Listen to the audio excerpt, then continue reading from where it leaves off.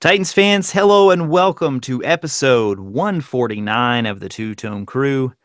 I am John Boy and joined tonight by Scotty. Welcome back, Scotty. What's up, John?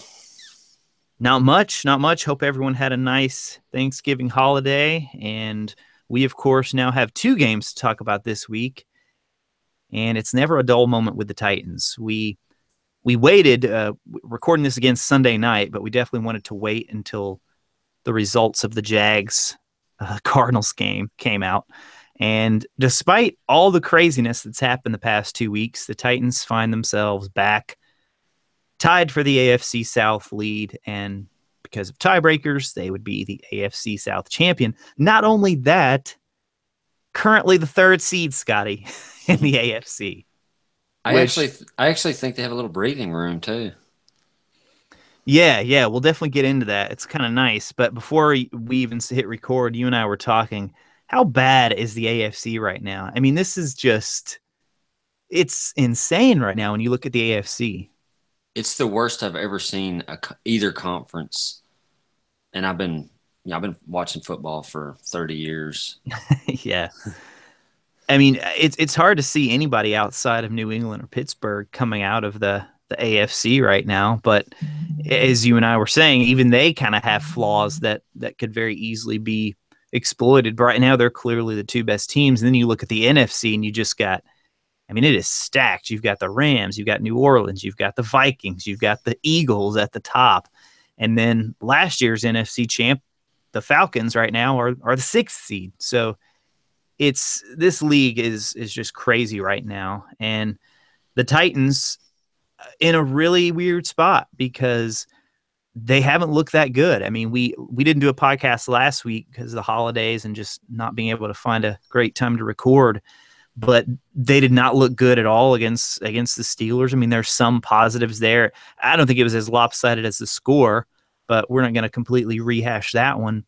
But it was a bad loss. And then this week they come out and they get what is a very ugly win. And without that fumble, I don't know if they win this one. An unforced fumble, we should add. Yeah, I don't think so either. And I think the Colts, if anything, watching the Colts, they are one of the worst teams in the Oh league. man, And they're coming up a bye too. I don't understand the high. I haven't watched him a lot, but Brissett, sorry, I'm not impressed. He was selling passes all over the place, and I think some of the sacks were on him. Oh yeah, talk about the sacks. I thought he looked better in the first meeting against the Titans, but this time he was. They were coming off a bye, but he was actually in the concussion protocol until I guess Oh, yesterday was when he was I, finally f- cleared I from it. forgot about that. I wonder if that had an effect on how he played today. Now that you mentioned that, Yeah, because I mean, right off the start, he was missing pretty badly on passes. But yeah, so the Titans defense, I mean, they got a lot of sacks. They had the turnover, of course, which really, I mean, that was a gift, a gift from the football gods. I said during the game for everyone involved with the Titans, and then of course we punched it in.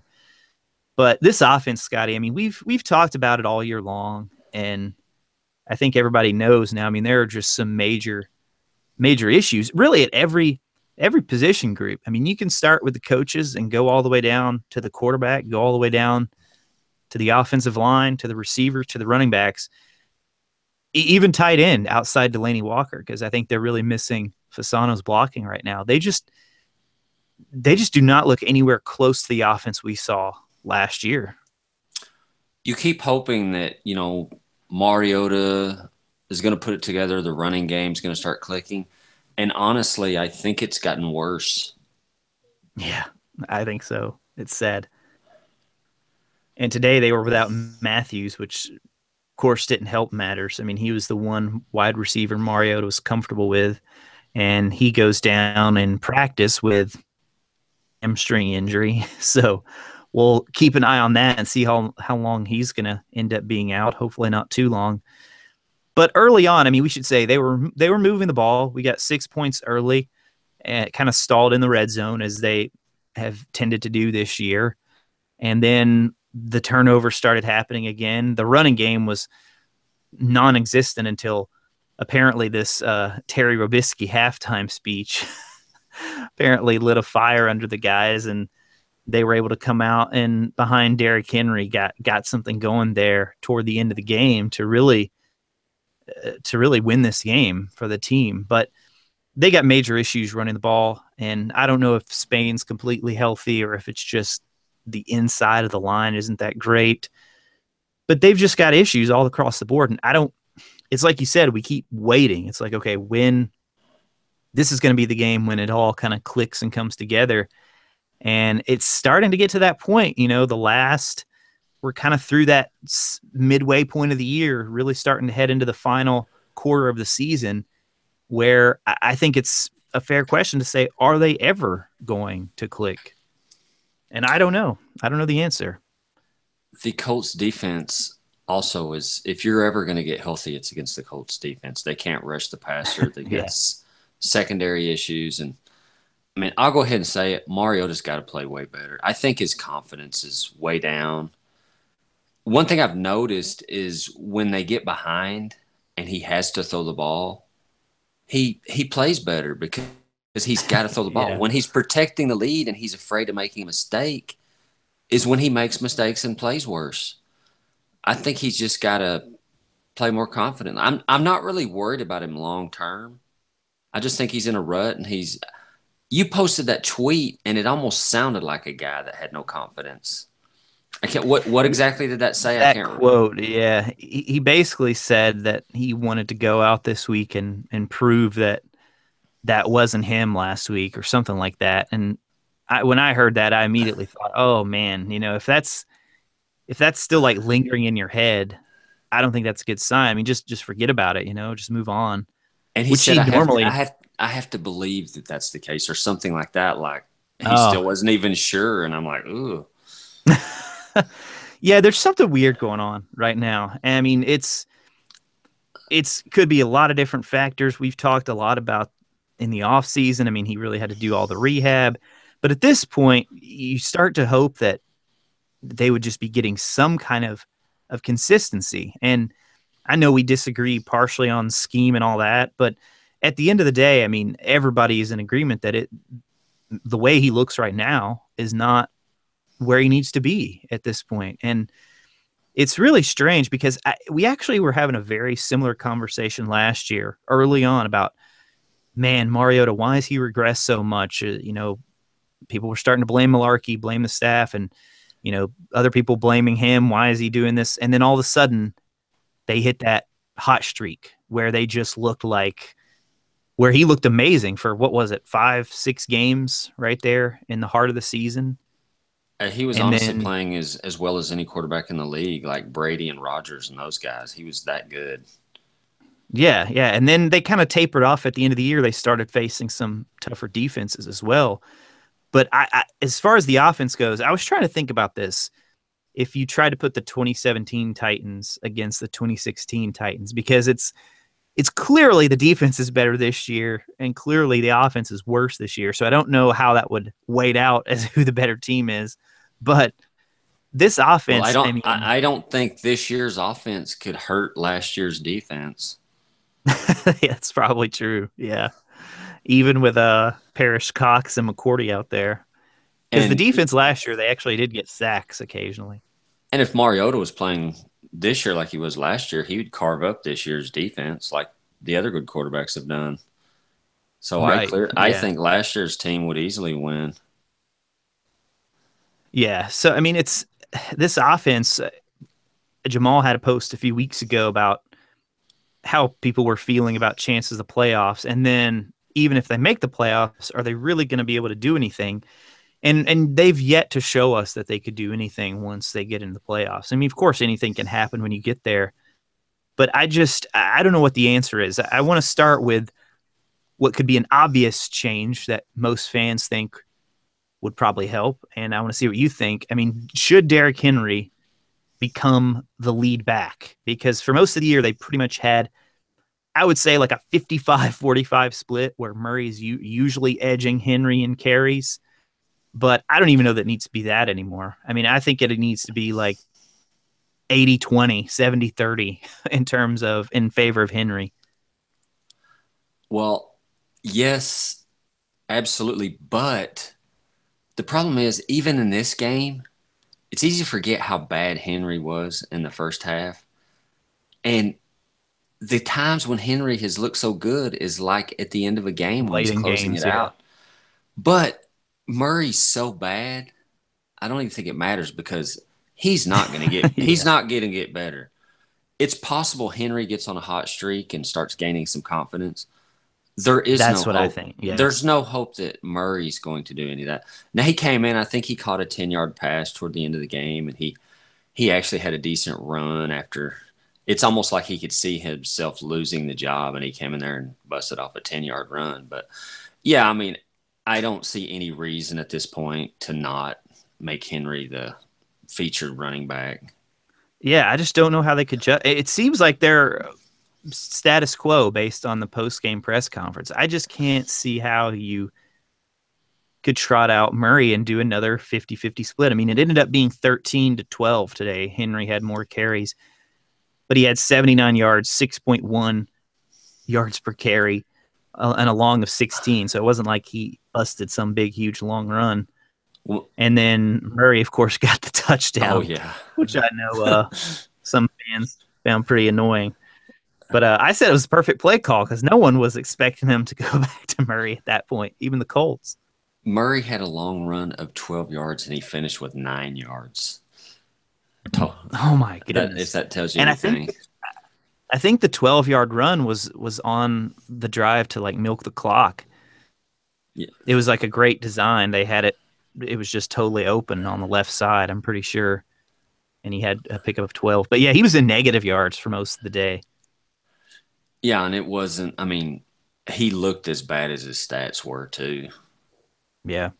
So I mean, I think they're going to continue with what they've been doing, but I really just disagree with it pretty strongly because it's like you said. I mean, with Henry, there's at least some chance of an upside of hey, we know what he's looked like. We know how the offensive line has struggled early some and how he's struggled early. But he's the type of guy that hopefully the more carries you give him, he might get into a groove here.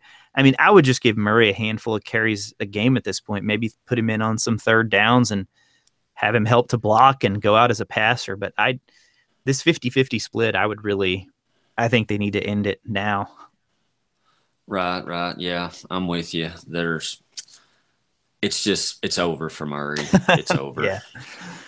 All right. In terms of receiving, Delaney Walker, of course, led the crew. Not surprising with Rashard out. He had 4 catches, 63 yards, a touchdown. Douglas was activated this week. I thought he came very close to making a great catch, and based on what they ruled on the field, I'm kind of surprised that it didn't stand. But that's what's so weird. I mean, back to Mariota a little bit. It's like he made that throw he made to Walker in like triple coverage. I even joked, I mean, Right. quadruple coverage, just like drops it perfectly in. And then that throw he made to Douglas, and then some of the other throws, you're just like, man, I mean, he can make all the throws. Yet, That's why I think it's confidence. yeah, it's just so He maddening. he presses, and I don't know if you saw him in the post game interview, but he just said I'm selling the ball and I'm throwing it behind the receivers, and basically he just said I have to play better, and he does. I mean, I don't care what scheme you're in. The alarming thing is he's not getting pressured. He's dropping back and he's throwing these errant passes. I mean, those are passes that you run in any scheme. He So did have pressure on the Taiwan yeah, yeah, interception. that's true. But I think he was talking about the last 2 weeks in general. Just Yeah, just overall composure in the pocket.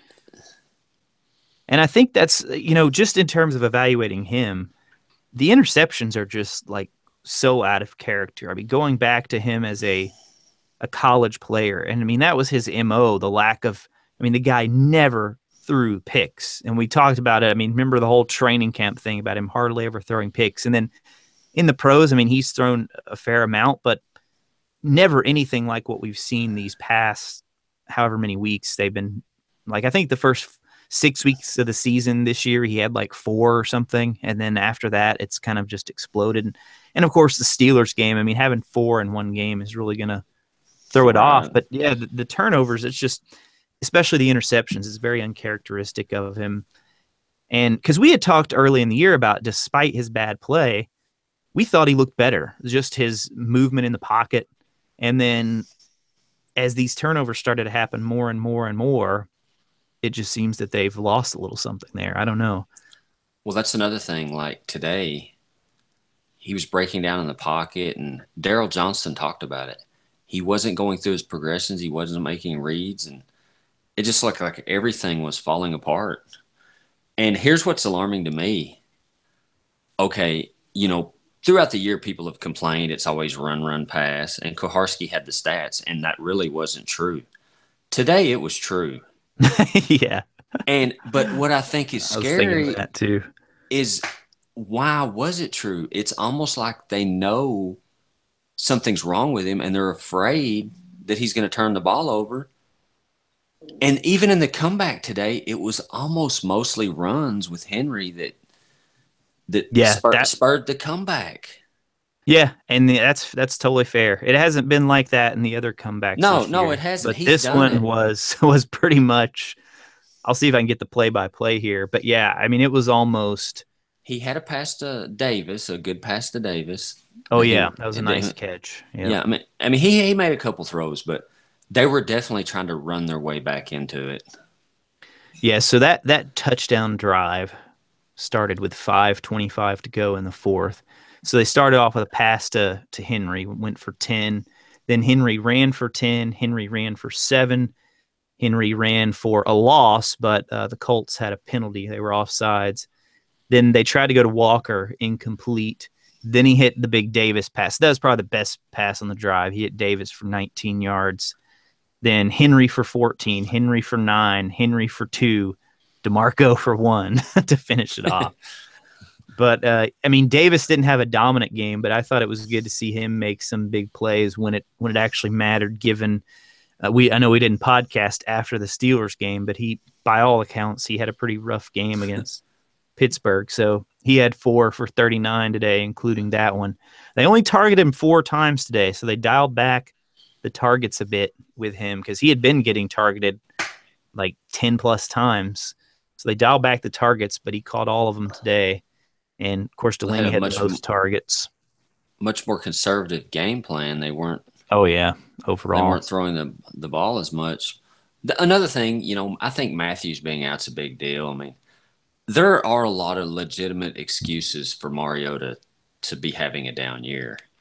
But Mm-hmm. at this point, he's got to play better. There's no excuse for playing this poorly. Yeah, I mean, even if it's just cutting out the turnovers, like if he just had I mean, he only threw for 184 today. Man, and that's what's crazy about the Steelers game too. You go back and I mean, it sounds crazy to say outside of the 4 picks, but it's like outside of those 4 bad throws, he really didn't have a lot of bad throws. And this today was kind of the same. I mean, he was 17 of 25, but it's just like it almost takes me back to remember the Vikings opener a year ago when the mistakes were just backbreaking, and at least they're not scoring off of them. But I mean, the interceptions are definitely surprising to me. I mean, I don't know if I ever expected him to have those types of struggles. I expected him to have struggles and go through slumps, but a 4 interception game. I mean, all quarterbacks go through it though. There was people last week posting, about how Tom Brady had 4 interception games before. So it happens. He's still very young in his career, and the thing that we can we can have this discussion with kind of a smile on our faces because the team's 7-4. I mean, What it's they're like five and despite one all of five and this, one in their last 6 or something, right? I yeah, think they're yeah, five seven and and one in their four, last 6. and you can make a very good argument they should be 8-3, which is just insane considering how the offense has been. I mean, I almost feel stupid to keep saying every week if they can just break out, if they can just break out. But I still think even with what do we got? 5 games left. I still think it stays true. I mean, if they can just get hot and they've still got a couple games, I mean, time's definitely running out. At some point, they've got to show us they're capable of hitting this ceiling that we think they have as an offense. They've still got But some good defenses too. to play. The Yeah, Jaguars, the Rams, Jackson yeah, Rams for sure. the Cardinals the aren't tech terrible. the Cardinals have a very good defense, and the Texans. I mean, they uh they can hold their own even with all the injuries.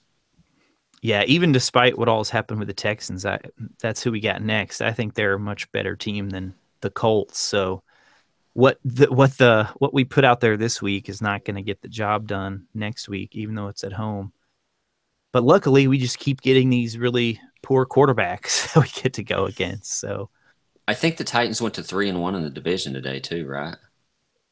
yeah, And because that puts us with win. We swept the Colts this year, and then have the win over the Jags, and then the loss to Houston, of course. right, Yeah, and so the Jags, I mean, everybody's talking about their easy schedule. The fact that they lost, this puts them at 7-4 as well. They still have the Seahawks on their schedule.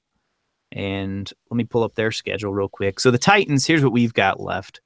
We've got the Texans at home. Then we've got the road trip out west at the Cardinals, at the 49ers. Very likely going to see Jimmy Garoppolo in that game. Then they come home to play the Rams, who have been a phenomenal team this year. And then they get the Jags at home to close out the year. they'll Whereas the Jags, they'll be favored in every yeah, game, go but ahead. they'll be favored in every game, but the Rams game, I believe. Yeah, the Jags going to be interesting. Jags going to probably be like a -2, -3, if I had to Yeah, guess. yeah, that sounds about right. I think they'll But be. watching the Jags today, I mean, you were talking, I think I saw some posts from you about how the media just loves the Jags because of just like how their defense is just how they score so much is unreal. I mean, they you can almost count on a score from them at some point every game, the past couple games. And so I get why the media is attracted to them because they're flashy defense, but they're not a good team. I mean, I saw somebody watching the game say kind of look like the Titans today, and An you could even see worse why. version.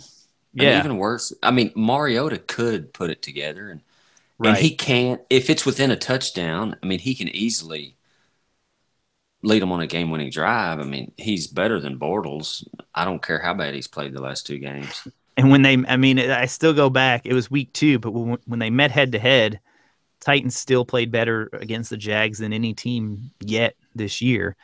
But yeah, the Jags schedule. So they go home now. They got a 3-game home stretch against the Colts, the Seahawks, and the Texans. Then they're at San Francisco and then at the Titans to close it out. So, I mean, they could very easily drop the game to the Seahawks. I can't see them losing to the Colts. Maybe the I, Texans if they catch them just right. I think the way they play, though, they're going to be in a low-scoring, close game with Just about everyone, anybody. Yeah. and Bortles is capable of turning the ball over, and they really don't have much on offense. And hey, Fournette, he's a good running back, but like today, they shut him down. Yeah. Bortles was the leading rusher, I think. Yeah, he was, and hey, he can run. I'll give him that. He can run. He's better at running than you think. So let's just kind of speculate a little bit here. Let's say that the Titans finish out the season, and let's even say they win the division, but looking like they are now, like just barely beating these teams and kind of these ugly wins. And then let's just say they lose in their first game of the playoffs. I mean, how would you rate that season? I mean, it's such a hard thing to judge because I mean, really, Mariota It's is the number bittersweet. one. Yeah, I mean, he's got to be the number one priority for the long term success of how he looks, how he's developed. I mean, I'd be thrilled to be in the playoffs, but it's going to be frustrating if it's just like the Texans last year, where it's kind of just a token appearance. Well, what if they get to play someone like the Ravens in the first round, who they've already Yeah, beaten? I mean, they could actually, because the AFC's so bad, they could actually win against the Jaguars or Ravens or someone. yeah. And Right now, they'd be playing Buffalo. I mean, my God, they could beat the Chiefs or someone like that in the second round. The Chiefs have completely fallen apart too. Yeah. So yeah, what do you think? I mean, you said bittersweet. Like, elaborate on that a little more. How would you kind of feel just about the season as a whole? I don't really know yet how Well, I'd I feel, mean, it would be fun to watch a playoff game, yeah, and if they won that'd be great. But especially home playoff game, no doubt. like you said, I'm more interested in the team being a long-term contender. And if I'm worried about Mariota and going forward, it's going to put a damper on next year because the AFC and the AFC South is not going to be this bad next year. Yeah. But I also think they're gonna either Henry will be the featured guy and be better, or they'll get another Have running someone back. else. Yep. Davis will be in year two. They can easily get a lot better. Mariota's going to play better. There's no doubt. I mean, he's not going to be this bad. Yeah. I mean, I think it would be bittersweet. I still think overall it would be a success because they've got so many young guys that I just think it would be great for them to get playoff experience. And I know fans hate to hear like moral victories, but I mean, having playoff experience is huge, especially for a team like us that hasn't been in so long. I mean, there are so many players on this team that have probably never even seen the playoffs. I don't know if Arakpo's been because I know that was May, did he ever go with the Redskins? maybe they went one year. Seems like they've actually made the playoffs here and there over the years and been one and done. So Hmm. it's possible. It's possible he's been to the playoffs. It's like I look at a lot of these veteran guys, though. I mean, of course, you got the free agents who have been there, like Decker, and then Logan Logan Ryan, Ryan. of course, has a ring, but he may have a couple of rings actually. Not sure how long he was in. He does. He's got two. Yeah, but I mean, there's a lot of guys that it would just be good for them to get that playoff experience. And if Nashville could have a home playoff game, I mean, I think that'd be awesome. And anything can happen once you get in. So I think Mariota's has enough potential that we know that we've seen that if you can just get in, maybe at some point when you're in there is when the light bulb fully clicks. I mean, maybe that's when the offense finally clicks. I'll keep saying it until the year's over. I mean, it may make us look stupid in the end, but I still believe this offense has enough talent and ability to be a really good offense if they can put everything together. Well, the problem is before the season started, you're thinking the running game's fine. You thought Murray would be over his foot injury, and you thought Henry would Right. be in year two, so he'd be a lot better. Then you saw Davis, Decker, and Matthews, and you're thinking good wide receiver core. And Jonnu Smith, it's been talked about, but I actually watched him today. He's pretty bad on the line blocking. He got blown up several times that I watched, and the stuff that we thought were going to be good. I mean, the wide receiver core has actually been a problem. The running Yeah. backs have been terrible. So they do have more talent, but I mean, do they really? On paper they Right. do, but the actual players no, they don't have talent. They're going to need more upgrades, and they're going to have to. Corey Davis is going to have an off season. A Taiwan Taylor is going to have an off season. I'll tell you Yeah. someone who's struggled the last month or so pretty badly too. Taylor Lewan. He Yeah. he was an eraser the first 6 weeks of the season. I mean, and now, I mean, who was the guy for the Steelers that just ate him Sheared. up? Yeah. Jabal sheared. And today on the second Or no, oh, Mariota, Steelers. I thought you were talking about today about the Colts. well, Sheared yeah, Colts. him too. And but the last, I'm gonna say 4 games, he's been regularly beaten and gotten pressure on the quarterback. I mean, not to the point where he's looking terrible, but Right. just not as Not reliable his as he. standard. Yeah, he's below his standard. And just it's probably going to take until next year before the offense is as good as we think they should be. Yeah. I think that's probably the realistic view. That's the sad reality. We can still hope for this year, given the way that they just suddenly erupted last year against some decent teams. But yeah, I think the more realistic view is absolutely that it's going to take another year of hopefully Mariota doesn't end this year injured. I mean, that's to me that's aside from playoffs, that's like the number one thing right now. Is I would I That'd be think I would terrible. take I think I would take losing in the first round of the playoffs. Oh I think yes. I would rather take Mariota ending year healthy. as opposed to a one and done in the playoffs for sure.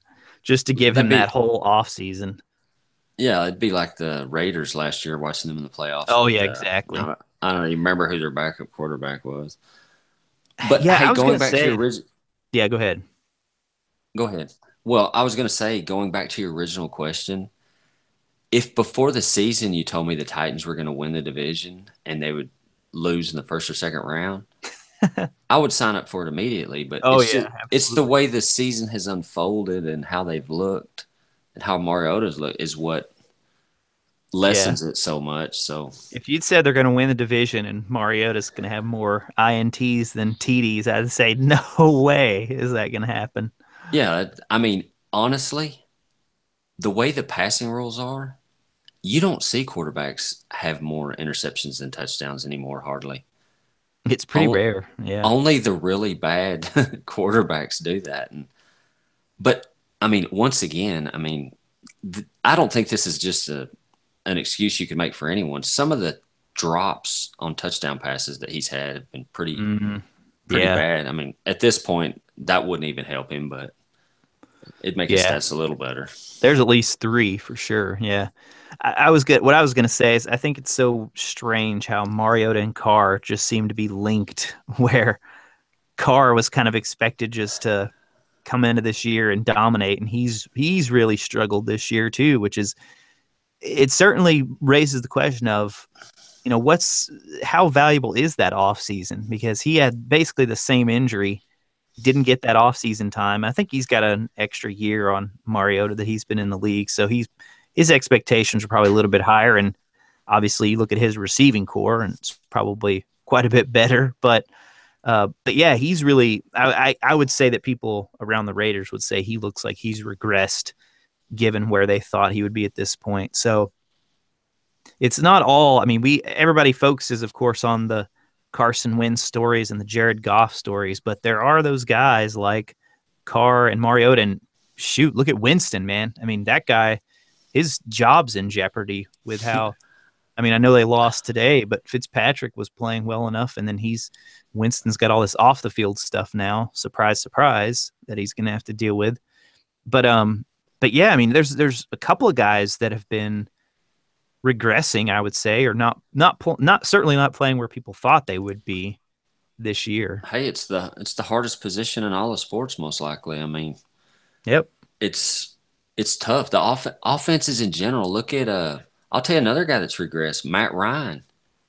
Mm. He was the MVP last year. Look, I mean, I don't know his numbers offhand. I'm sure they're still respectable, but it's still a big step back from last year. Last year he was on fire.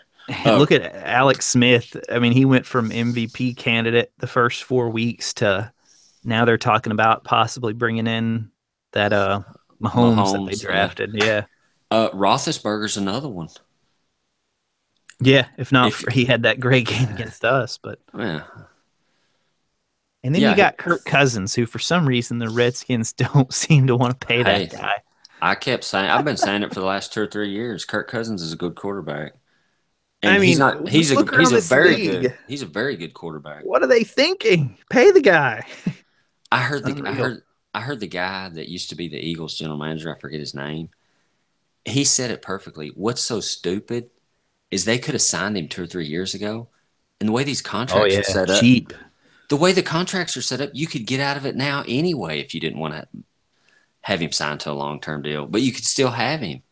Yeah, So and now he's going to get monster money because of the way the cap work, the way the franchise tag works, they have to pay him so much money. exactly. Somebody's gonna pay him. Let's hope it's not the Jaguars. By the way, that's been my fear for about the last Hmm. month. Yep. Hope the Jags don't get him, or there's probably gonna be a couple of free agent quarterbacks that come free. Well, he's the I mean, main we one I'm always say afraid that, of. and then they kind of get taken up. But yeah, he's definitely the big one. Hopefully, he'll just stay in Washington, but who knows? Yeah, this I'm just looking at the little ESPN playoff machine, which is up if any of you are interested in looking at it. It's just it's fascinating to look at this. I mean, looking at the rest of the schedule, I kind of think that the Titans will drop two more games before the Jags game. If they lose two more games, as long as one of them make to the Jaguars, I still think they'll win the division. Yeah, because if they lose two more and then the Jags lose to at least the Seahawks, then that would still put Week 17 the division on the line. I just the way they've been playing right now, I just can't see them winning on a stretch at the Cardinals, at the 49ers, and then home against the Rams. I don't see how. I mean, it would take some monumental effort to beat the Rams right now, the way they're playing. Oh, I think the Rams is a loss. I don't even. That But could yeah, actually be the toughest game of the year. yeah, The scary things about the Rams is their defense is playing hmm lights out now. yeah. I mean, they did a really good job against the Saints today, and the Saints had been, except for Kamara, he got a couple that he broke out on them, but I don't think we have anybody of his ability on our side, which is crazy. That guy lasted to the third round. Got him on my Right. fantasy team though, saving him for the playoff run here. But yeah, so they need to win. Let's look here. So you got Texans at home, then you go at the Cardinals, at the 49ers. You'd like to win two of those three to feel pretty good.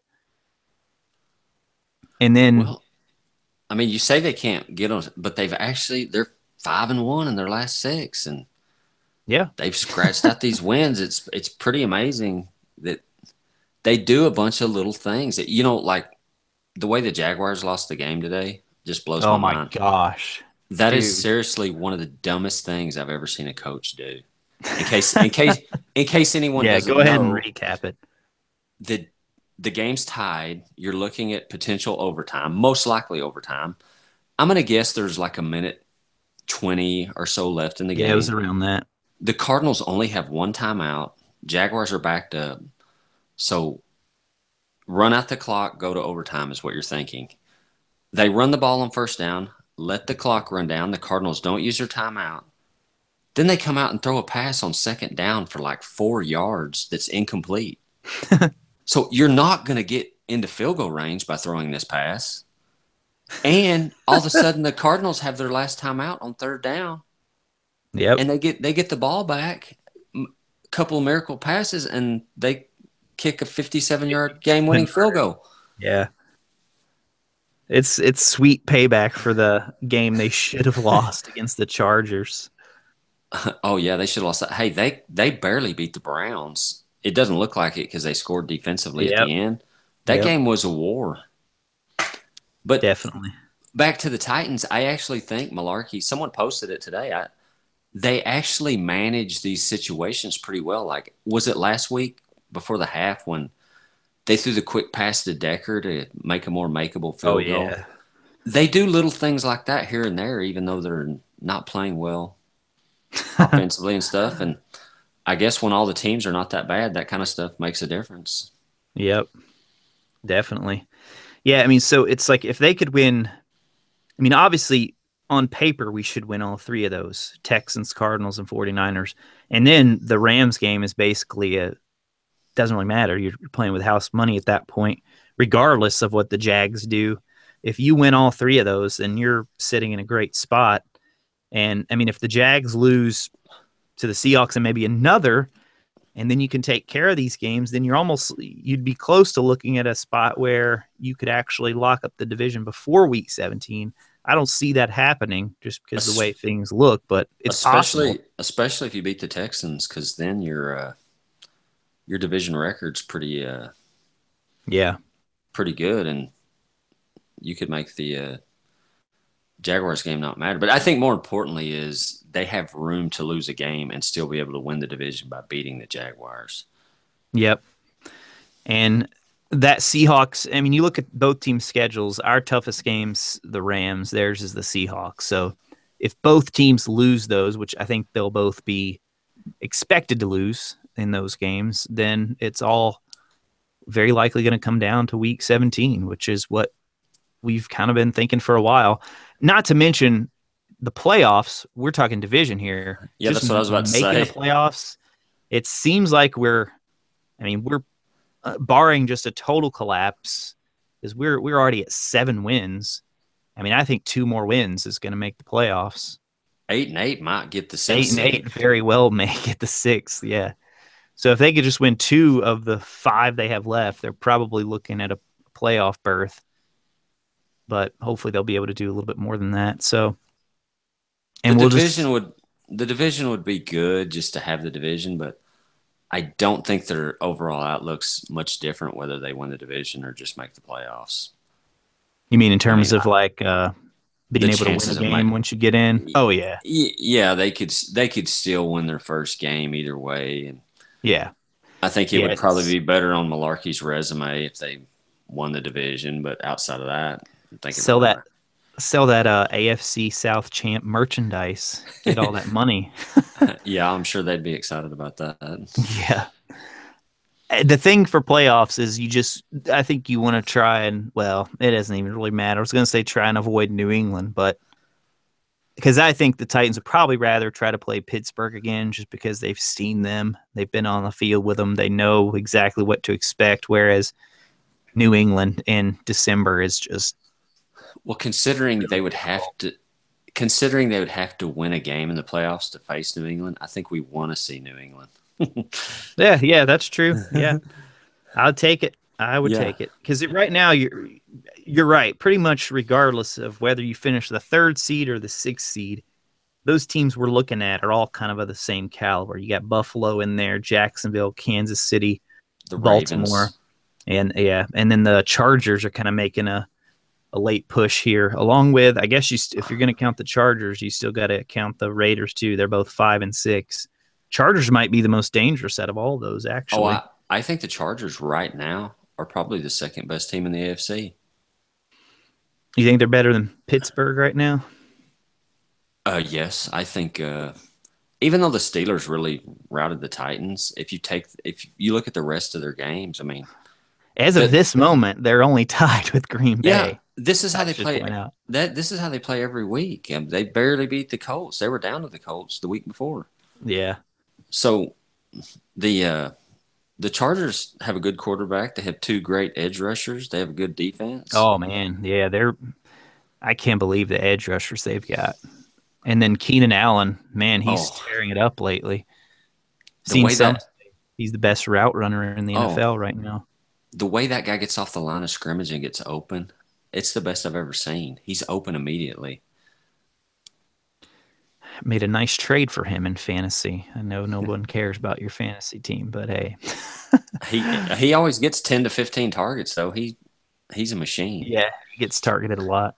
The Chargers are a lot opposite of the Titans. They have all the important stuff like but they do a bunch of stupid stuff to lose games. And the one thing I'll say about the Titans I said a while ago is they don't blow the games. They usually squeak out a close win at the end or have a game-winning drive or something like that. So Yeah. The Titans win the close ones, and somehow the Chargers botch it, yeah, usually they with involving the field goal. I think they've missed three game-winning field goals or something for the season that would have them winning their division. Yeah, there was a couple. I'm pretty sure there are 2 games they lost as a direct result of that this year. Might have even been more, but I know there were 2. Two or three, yeah. And they didn't even have a kicker Thanksgiving Day. Oh, that's right. That's right. All right, man. I think we could wrap it up. It's been a pretty to the point episode, but I think it was pretty good. Hopefully, we covered all the major points. I mean, Titans are certainly a team that it's always going to be drama, it seems like, with the Titans. So even the wins have all sorts of questions and discussions to arise from them. Scotty, thanks for joining me once again, and all of you for listening. This has been the Two Tone Crew, episode 149. You can find us online at titansreport.com. The podcast is available on iTunes, Stitcher, other podcast services. You can find us on Twitter at Titans Report. And I think that's it. So everybody keep an eye on the playoff machine and what's going on there with all of these crazy AFC matchups that we've had. And we thank you all for your support. We'll talk to you again very soon.